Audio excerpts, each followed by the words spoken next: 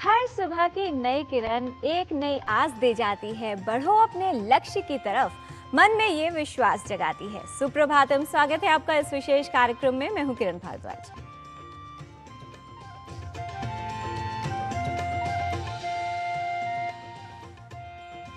कुछ लोग आलस से घिरे होते हैं, आराम पसंद होते हैं और जीवन में कोई भी कार्य सही समय पर नहीं करते। लेकिन उन्हें ये सोच लेना चाहिए कि अगर परिश्रम करने की आयु में आराम करेंगे तो आराम करने की आयु में परिश्रम करना पड़ेगा। इसलिए सदा ही अपने समय का सदुपयोग करना चाहिए और उसका पूर्ण उपयोग कर जीवन को परिवर्तित करने का प्रयास करना चाहिए। समय का ज्ञान लेते हैं, जान लेते हैं क्या है आज की तिथि, वार और नक्षत्र। आज का पंचांग युगाब्द 5128, विक्रम संवत 2083, शक संवत 1948, उत्तरायण, ज्येष्ठ मास, शुक्ल पक्ष, द्वादशी तिथि, शुक्रवार, विशाखा नक्षत्र। आज का दिन सभी के लिए मंगलमय हो। आत्मविश्वास और कठिन परिश्रम के बल पर व्यक्ति अपना भाग्य खुद लिख सकता है। लेकिन अगर वो ऐसा नहीं करता है तो ध्यान रखना चाहिए कि परिस्थितियां फिर उसका भाग्य लिखने लगती हैं। सपनों की ऊंचाई तक वही पहुंच सकता है जिसमें उसको प्राप्त करने का साहस हो। अगर अपने लक्ष्य को प्राप्त करना चाहते हैं तो विचारों को सुदृढ़ रखिए। दृढ़ निश्चय करके सकारात्मक विचारों के साथ अपने लक्ष्य की ओर बढ़ते रहिए। संगच्छध्वं संवदध्वं संवो मनांसि जानताम् देवा भागं यथा पूर्वे संजानाना उपासते।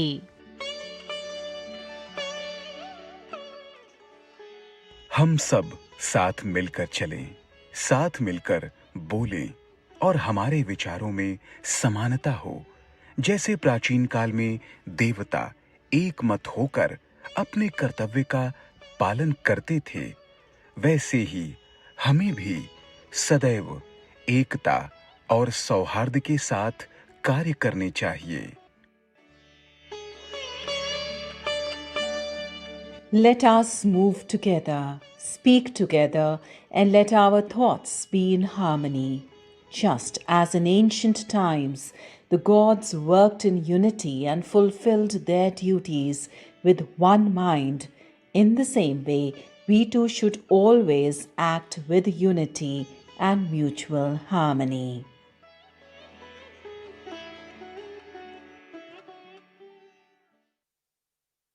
भारतीय संस्कृति में बरगद केवल एक वृक्ष नहीं बल्कि आस्था, ज्ञान और प्रकृति के संरक्षण का प्रतीक माना जाता है। शास्त्रों में इसे त्रिदेवों का निवास स्थान भी बताया गया है।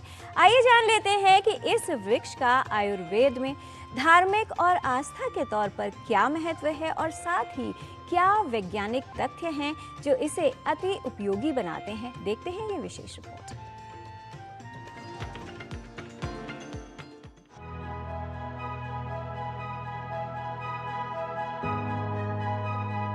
सनातन धर्म और शास्त्रों में बरगद के पेड़ के महत्व को विस्तार पूर्वक बताया गया है।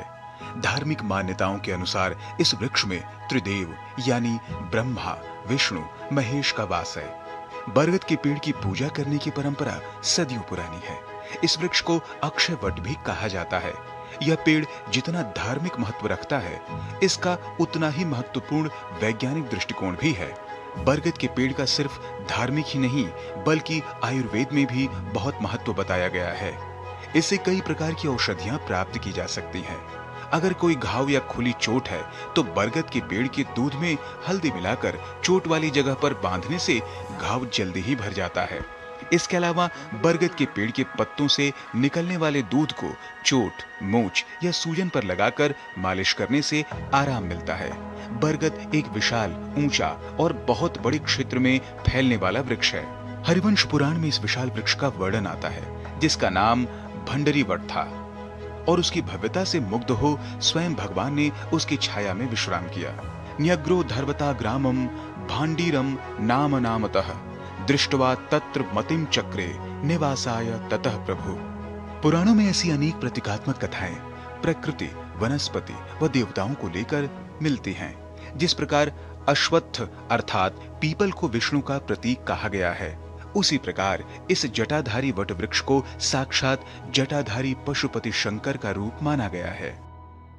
बरगद वृक्ष का महत्व जब हम शास्त्रों में देखते हैं तो उसके पत्ते में, उसके जड़ में और तनाव में सभी जगह देवता का वास होता है। बट मूले स्थितो ब्रह्मा, कहा गया है कि बट के मूल में ब्रह्मा का वास होता है। बट मध्य जनार्दनः, और बरगद के मध्य भाग में जनार्दन यानी भगवान विष्णु का वास होता है। बटाग्रे तु शिवो देवः, और बट के अग्र भाग में, ऊपरी भाग में भगवान शिव का वास होता है। सावित्री बट संसृता, और सावित्री देवी बट से संसृत रहती यानी बट में स्थित रहती हैं, उनका आश्रय वट में ही है। करारविंदे न पदारविंदम मुखारविंदे विनिवेशयन्तम वटस्य पत्रस्य पुटेशयानम बालम मुकुंदम मनसा स्मरामि।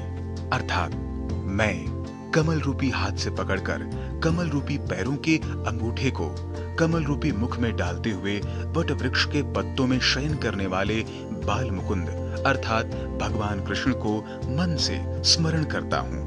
भारत में बरगद प्राचीन काल से एक महत्वपूर्ण वृक्ष माना गया है।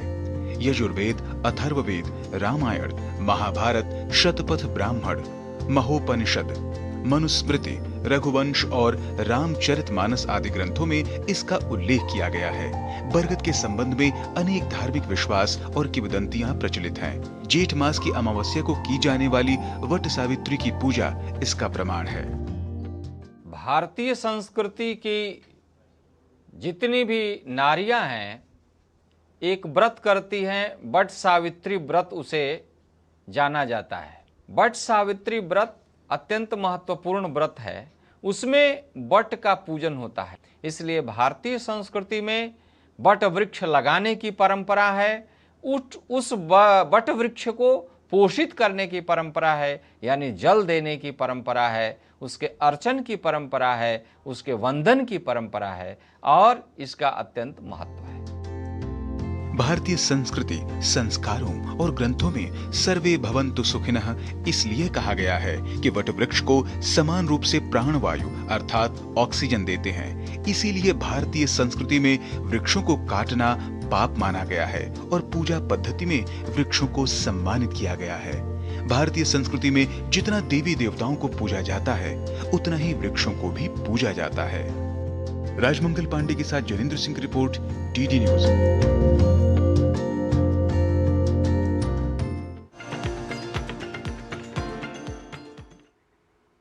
भारतीय संस्कृति में व्रत, उपवास, संस्कार ये सभी इस तरह से बनाए गए हैं कि व्यक्ति निरोगी रह सके, अर्थात निरोगी रहने का रहस्य छुपा है प्रकृति में। और इसीलिए कहा जाता है कि अगर आप प्रकृति के सानिध्य में रहेंगे तो स्वस्थ जीवन प्राप्त कर सकते हैं। स्वस्थ रहने की प्राकृतिक यात्रा में हम आपके लिए लेकर आए हैं स्पेशल हेल्थ सीरीज, जिसमें स्वास्थ्य को समग्र दृष्टिकोण में दिखाया जाता है। जीवनचर्या में बस थोड़ा सा बदलाव और आप भी कर सकते हैं बीमारियों से बचाव। तो आइए चलते हैं योग 360 में प्राकृतिक रूप से स्वस्थ रहने के लिए।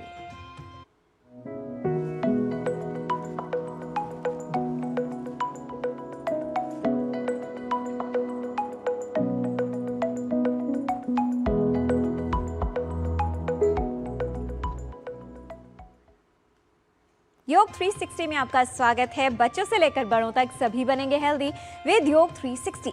अगर आपका ब्लड प्रेशर बढ़ा हुआ रहता है तो आज की ये जानकारी आपके लिए जीवन रक्षक यानी लाइफ सेविंग साबित हो सकती है, क्योंकि हाई बीपी और स्ट्रोक का जितना गहरा संबंध है उतना ही खतरनाक भी है।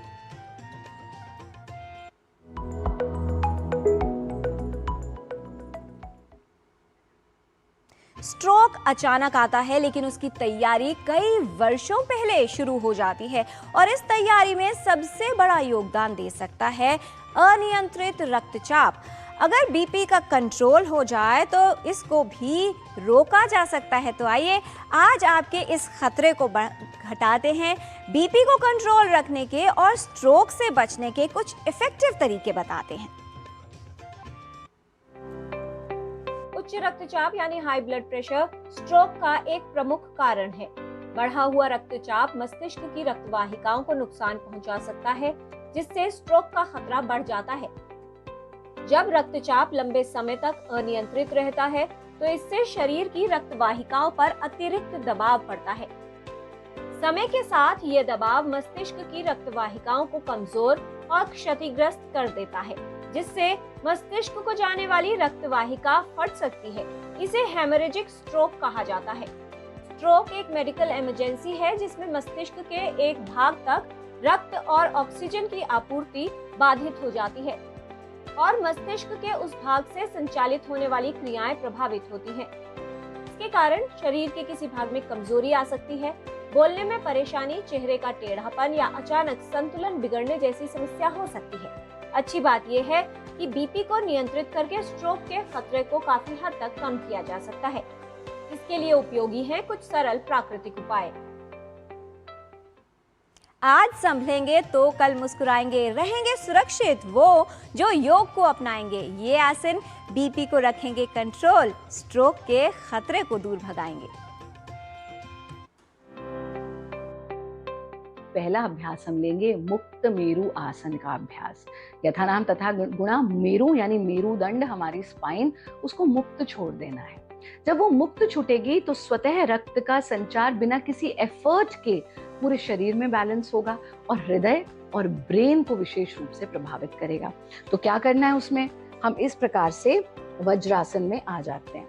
आप ऐसे वज्रासन में आ जाइए और मुक्त मेरु के लिए हम अपनी दोनों हथेलियों को इस प्रकार से जमीन पर टिका देंगे। अब आप देख रहे हैं हमारी स्पाइन बिल्कुल ढीली छुटी हुई है, गर्दन को सामने ले आइए। पहले तो इसी स्थिति में थोड़ी देर रुकिए। इसमें हम हमारा जो हृदय का स्थान है, जो अनाहत चक्र का स्थान है, जो हमारा सीना है, वो बिल्कुल ढीला छुटा है, खोपड़ी पर कोई तनाव नहीं है।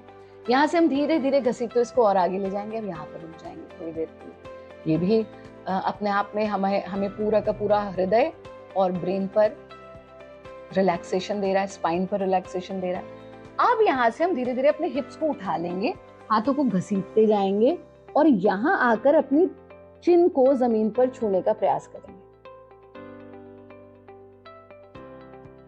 इस स्थिति में मेरु मुक्त है, यानी रीढ़ पर कोई दबाव, कोई प्रभाव नहीं है। हृदय का जो हिस्सा है वो पूरी तरह से ओपन अप हो चुका है और ब्रेन की तरफ, क्योंकि गर्दन पर एक्सट्रीम रिलैक्सेशन हो रहा है, तो ब्रेन की तरफ भी हम अद्भुत रिलैक्सेशन को महसूस कर रहे हैं। यहां से धीरे धीरे वापस आ जाइए। इसको आप लगभग 3 बार दोहरा लीजिए। फिर यहीं से हम लेंगे शशांक भुजंग के 3 राउंड। उसमें भी हम इसी प्रकार से हाथों को यहाँ टिकाएंगे, घसीटते हुए आगे ले जाएंगे। अब इसमें हम हिप्स को नहीं उठा रहे, पहले जितना आगे झुक सकते हैं झुकने का प्रयास, इजी, कंफर्टेबल। अब घसीटते हुए हिप्स को उठाना और पेट के बल लेट जाना। अब सांस भरते हुए जितना हो सकता है पीछे झुकने का प्रयास, फिर हिप्स को पीछे की ओर खींचना, फिर से माथे को जमीन से छूने का प्रयास और फिर वज्रासन में बैठ जाएंगे, हाथों को भी ढीला छोड़ दें। ये 2 अभ्यास आप नियमित रूप से करें, तनाव मुक्त रहें, प्रकृति के सानिध्य में समय जरूर बिताएं। रक्तचाप को नियंत्रण में रखिए हर बार। स्वस्थ मस्तिष्क का यही है मजबूत आहार। बचना है बीपी से होने वाली जटिलताओं से, तो खाइए बीपी को नियंत्रित रखने वाला ये आहार। हाई बीपी के रोगियों को अपने आहार का विशेष ध्यान रखना चाहिए। ऐसे आहार का चयन करना चाहिए जिसमें कम फैट और कम नमक हो, जबकि उसमें फाइबर्स की मात्रा, पोटेशियम की मात्रा आदि ज़्यादा से ज़्यादा हो। मोटे अनाज का सेवन करना चाहिए, साबुत अनाज का सेवन करना चाहिए, जैसे दलिया हो गया, चोकर युक्त गेहूं के आटा हो गया, ब्राउन राइस हो गया। इसमें फाइबर की मात्रा अत्यधिक होती है, जिसकी वजह से बीपी कंट्रोल रखने में सहायक होता है। नमक का मात्रा 3 से 4 ग्राम प्रतिदिन होना चाहिए, जो कि एक छोटी चम्मच मान सकते हैं। उससे ज़्यादा प्रयोग करना जो है खतरनाक होता है। हाई बीपी के रोगियों को अगर फैट युक्त आहार सेवन करेंगे तो उसका बीपी और बढ़ेगा, क्योंकि उसमें कोलेस्ट्रॉल की मात्रा अधिक से अधिक होती है। इसलिए जैसे बाहर के पैक्ड फूड, प्रोसेस्ड फूड है, ये सब जो है वर्जित है इन लोग के लिए। पोटेशियम का विशेष ध्यान रखना चाहिए, क्योंकि ये पोटेशियम जो है नमक के असर को कम करता है, सोडियम के असर को कम करता है, और इस तरह से बीपी ज़्यादा बढ़ नहीं पाता है और बीपी संतुलित रहता है। मैग्नीशियम का प्रयोग करने से भी बीपी कंट्रोल होता है। जैसे दूध है, दही है, छाछ है, ये सब का यूज़ किया जाए तो भरपूर मात्रा में मैग्नीशियम मिलता है, जो पोटेशियम उसके असर को कम करता है, नमक के असर को कम करता है और बीपी कंट्रोल रहता है। हरी पत्तीदार सब्जी में भी फाइबर की मात्रा अधिक होती है, जिसके कारण ये बीपी के असर को कम करता है, न्यून करता है। ऐसे फ्रूट्स का सेवन करना चाहिए जिसमें पोटेशियम की मात्रा ज़्यादा से ज़्यादा हो और फाइबर की मात्रा भी ज़्यादा से ज़्यादा हो, जैसे कि केला, पपीता, सेब। हाई बीपी को कंट्रोल करने में ड्राई फ्रूट्स का भी अहम रोल है। अखरोट हो गया, बादाम हो गया, लेकिन याद रहे, ध्यान रहे कि इसका मात्रा ज़्यादा ना हो, नहीं तो वो भी नुकसानदेह हो सकता है। बीपी करता है शरीर के अंगों पर वार, स्ट्रोक का खतरा हो सकता है तैयार। ये औषधियां करेंगी बीपी को कंट्रोल, और जब बीपी होगा कंट्रोल तो अपने आप होगा स्ट्रोक की समस्या से बचाव। इनसे बचने का जो सबसे बड़ा उपाय है, नियमित रूप से ब्लड प्रेशर की जांच कराएं, खान पान संयमित रखें, विशेष रूप से उसमें नमक की मात्रा बहुत कम करके रखें, पानी की मात्रा आप ठीक से पी सकते हैं, जिससे कि आपको ठीक से यूरिन आउटपुट होता रहेगा, तो ब्लड प्रेशर को नियंत्रित करने में आपको सहायता मिलेगी। आंवले से बनी चीज़ें उसको आप इस्तेमाल करें, जैसे आंवले को आप पाउडर फॉर्म में भी ले सकते हैं। इसके अलावा जो है आंवले का जो है चूर्ण कोई काढ़ा बना के भी आप उसको ले सकते हैं। फ्रेश आंवला है उसको भी आप ले सकते हैं। ब्राह्मी एक अच्छी औषधि है जिसको कि हम घर में सामान्य रूप से उसको ले सकते हैं। उससे क्या होता है, मानसिक तनाव की स्थिति जो है उसमें कमी आती है और कहीं ना कहीं इनडायरेक्टली वो ब्लड प्रेशर में फ़ायदा करती है। अर्जुन एक बहुत अच्छा हृदय औषधि माना गया है, और जब आप अर्जुन का सेवन करते हैं तो हमारे जो रक्त की नलिकाएं हैं उनका संकोच रिलीज़ होता है और उसकी वजह से जो है ब्लड प्रेशर कम होता है। तो ये कुछ ऐसी सामान्य औषधियाँ हैं जिनको कि हम ऐसे बचाव की तरह से भी इस्तेमाल कर सकते हैं। तो अविपत्तिकर चूर्ण एक बहुत अच्छी औषधि है, जो कि रात को सोते समय अगर 1 चम्मच ले लिया जाए तो बहुत सा जो शरीर में गैसेज हैं वो कम हो जाती हैं, और साथ साथ ही जो है पेट भी जो है आते हैं उनका वातानुलोमन होके आंतें अच्छी तरह से साफ़ भी हो जाती हैं। तो एक ये अच्छी औषधि है जिसका कि आप यूज़ कर सकते हैं।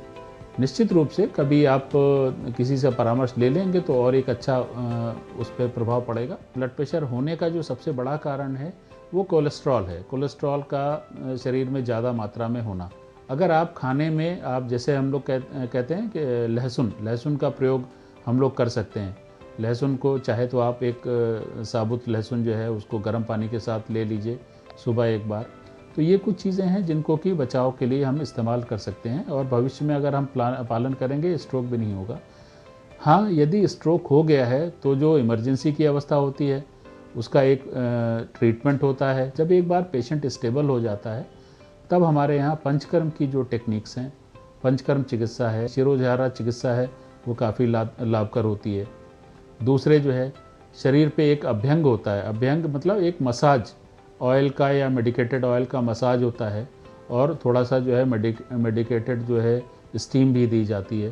तो इससे भी बहुत सी जो मांसपेशियां हैं उनमें रिलैक्सेशन होता है, गति वापस आती है।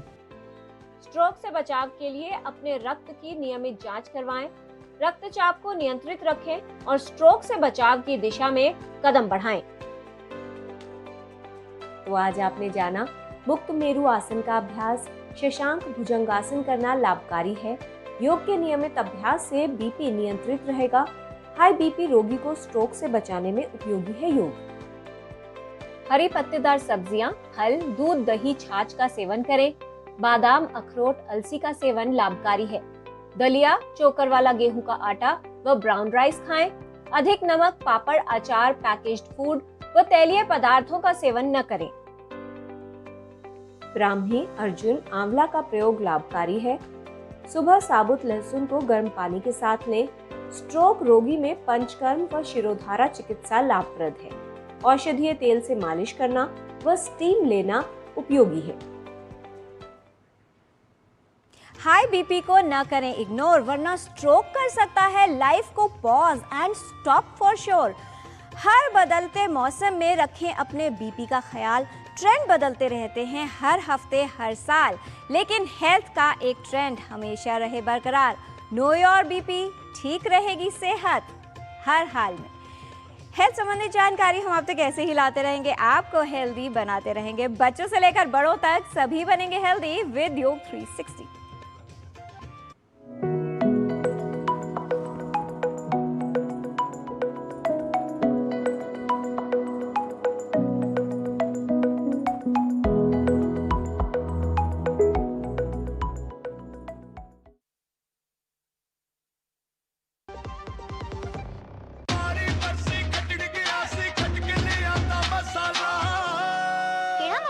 छोले दा या लोबिया दा, पंजाबी छोले दा या पिंडी चने दा। अब छोलिया हो या लोबिया, पंजाबी छोले या पिंडी चने, सब कुछ मजेदार बने। हर जीत की शुरुआत होती है छोटे छोटे कदमों से, और हर छोटी तैयारी बदल सकती है पूरा नतीजा। क्योंकि मैदान हो या जिंदगी, छोटी से छोटी तैयारी ही देती है प्रोटेक्शन, और प्रोटेक्शन ही देता है भरोसा। जैसे LIC की बीमा लक्ष्मी, एक खास प्लान सिर्फ महिलाओं के लिए, जहां छोटी बचत दे बड़ी सुरक्षा, ताकि जिंदगी के हर मैदान में आप रहे हर पल के लिए रेडी। LIC बीमा लक्ष्मी, रखे हर पल के लिए रेडी। ब्रेक के बाद आपका स्वागत है। जीवन को परिवर्तित करने के लिए उसमें कुछ बदलाव और परिवर्तन करते रहना आवश्यक है। कुछ नई चीजें सीखते रहना आवश्यक है, चाहे बात हो अपने जीवन को बदलने की या फिर भाषा सीखने की। उसमें कुशलता प्राप्त करने के लिए अभ्यास आवश्यक है। आइए चलते हैं संस्कृत पाठशाला में हमारे सहयोगी डॉक्टर देवेश द्विवेदी के साथ और करते हैं संस्कृत के वाक्यों का अभ्यास।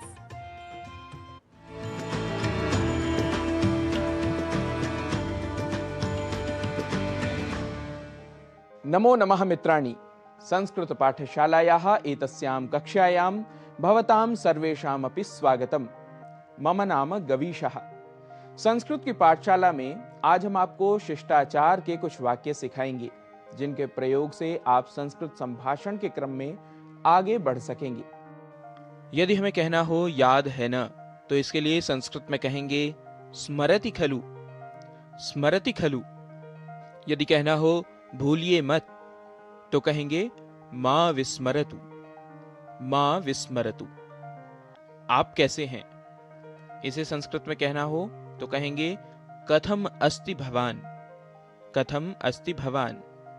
उतना ही है ना, तावद एव खलु, तावद एव खलु। इसका मतलब, इसे यदि संस्कृत में कहना हो तो कहेंगे एतस्य अर्थः, एतस्य अर्थः कितने बजे हैं, कः समयः, कः समयः। और अन्यच्च, अन्यच्च उसके बाद, तदनंतरम, तदनंतरम। यूं ही, एवमेव, एवमेव।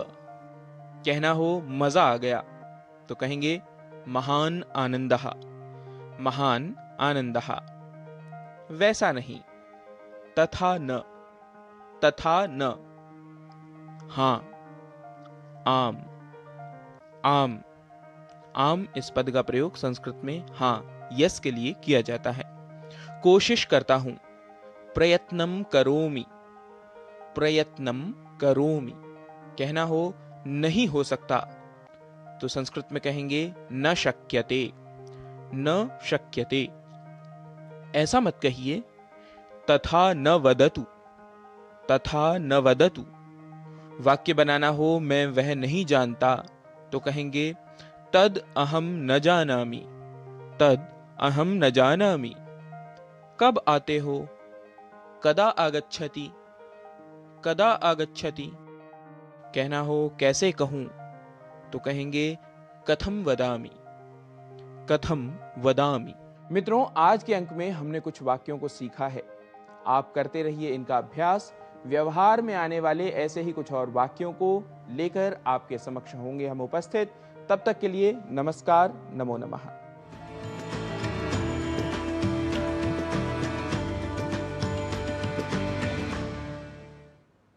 आज का समय कठिन है तो घबराइए नहीं, उससे थोड़ा बेहतर कल होगा।